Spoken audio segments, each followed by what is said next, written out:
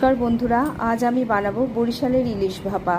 এর জন্য নিয়ে নিয়েছি কয়েক টুকরো ইলিশ মাছ। এবার এটা আমি নুন মাখিয়ে নেব। আর এটা বানানোর জন্য 1.5 চামচ সর্ষে, 1 চামচ নারকেল কোড়া, 6টা কাঁচা লঙ্কা, একটু হলুদ আর নুন আর সর্ষের তেল আর জল দিয়ে আমি এটা সাথে একবারে বাটবো। তাহলে এটার গন্ধ, ঝাঁজ এবং স্বাদ তিনটেই একদম সমান থাকবে। আর এতে দিয়ে দিলাম একটু কাঁচা সর্ষের তেল। এবার এটা আমি একটা টিফিন কৌটোর মধ্যে ভরে দেব। দিয়ে এই যে বাটাটা আছে এটা আমি এর মধ্যে ঢেলে দেব। দিয়ে টিফিন কৌটোর মুখ বন্ধ করে এবার এটাকে আমি একটা প্রেসার কুকারের মধ্যে জল দিয়ে তাতে একটা ঝিক বসিয়ে এটা দিয়ে আমি একটা সিটি দিয়ে ঢাকনা খুললেই হয়ে গেল ইলিশ মাছ ভাপা। কি সুন্দর গন্ধ বন্ধুরা!